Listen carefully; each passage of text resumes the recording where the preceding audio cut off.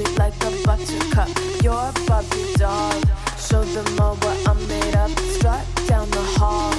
Won't stop till I get enough. All right, welcome back, everyone. Ready for another deep dive? Definitely. Always up for a good tactical breakdown. Well, today we're looking at Nottingham Forest's win over Manchester City. Yeah. And this match, I mean, everyone's been talking about it. Right. And for good reason. I mean, Forest in the top four for 77 days? It was pretty wild. That's huge, especially for a team known for their, counterattacking. Yeah. You sent me a ton of stuff. Match reports, player quotes, pregame analyses. The whole 9 yards. The whole 9 yards. So let's try to break this down, figure out how Forest pulled this off, and what this means for the Champions League race. Yeah, you know what I find really interesting here is that this isn't just some, classic underdog story. Right. Forest's low possession style, and they have the lowest possession in the league, by the way. Wow, okay. Is a deliberate tactical choice, and it worked perfectly against City, who, as we know, love to dominate possession. Right.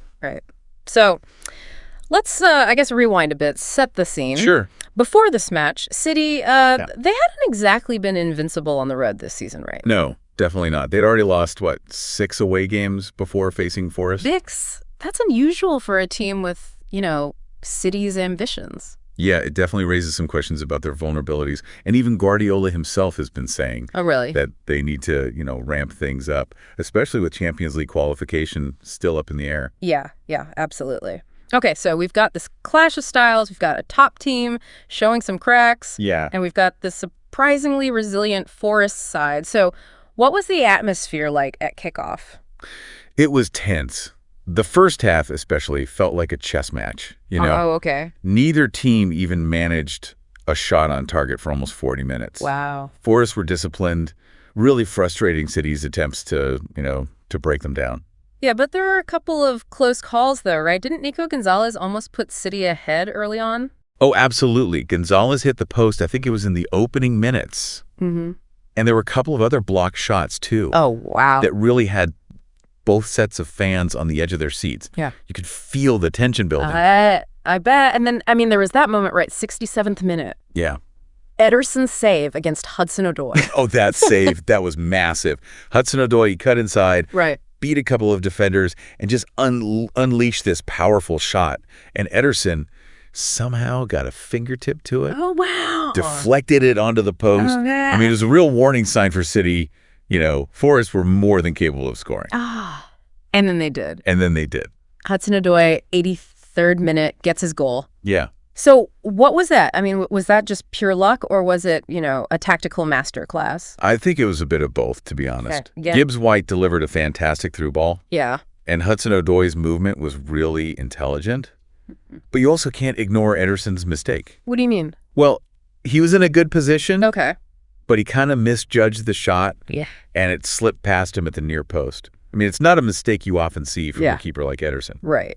So Forest takes the lead, and they've had way less possession. Yeah. That's got to be demoralizing for a team like City, who are used to, dictating the game. How'd they react? They did what they always do. Yeah. They pressed, tried to force an equalizer. Right.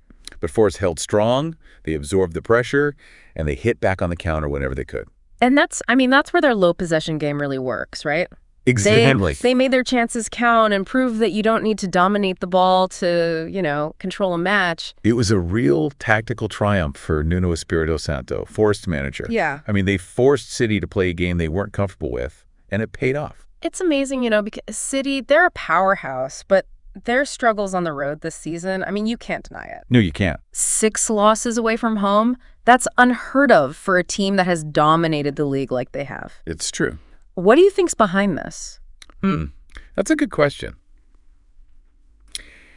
There are a few factors at play here. I think, for one, other teams have started to figure out how to play against City, especially when they're away from home. Oh, interesting. They're sitting deeper, not giving City as much space, and that forces them to try and break down these stubborn defenses. Yeah. And that's just a different challenge compared to what they're used to at home. where they can really open up an attack. Right, so it's almost like other teams are using that home advantage, to their benefit and forcing City to play a more patient, kind of a slower game. But I mean, City, they've got the resources, they've got Guardiola, they've got to be able to adapt to that, right? Oh, they're capable of it for sure. And we have seen them play brilliantly on the road this season. Okay. But they haven't been consistent. And I wonder, maybe there's a little bit of complacency creeping in, or maybe the pressure of, always being at the top. Right. Maybe that's starting to take a toll. It's interesting because I'm wondering if this loss to Forest, could this be like a wake-up call for them? Sort of a reminder that they can't let up, even for a second. It's possible.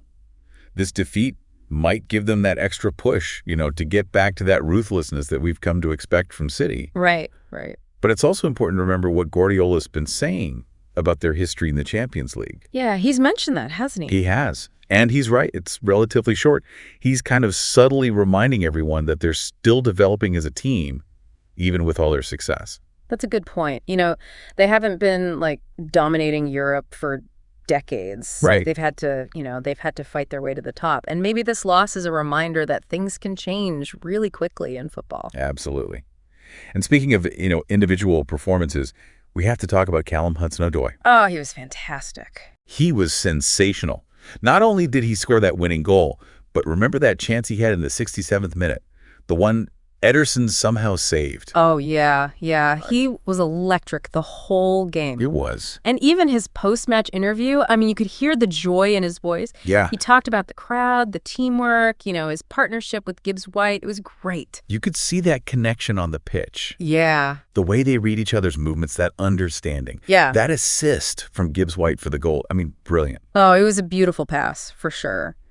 Now, on the topic of players, there was a bit of a sideshow with Jack Grealish. Oh, right, yeah. He was spotted out enjoying himself during some time off, and that sparked some debate, some people online and the media questioning his commitment, right, while others were defending his right to a private life. It's that age-old debate, isn't it? The scrutiny on these players. Where do you draw the line between public and private? Yeah.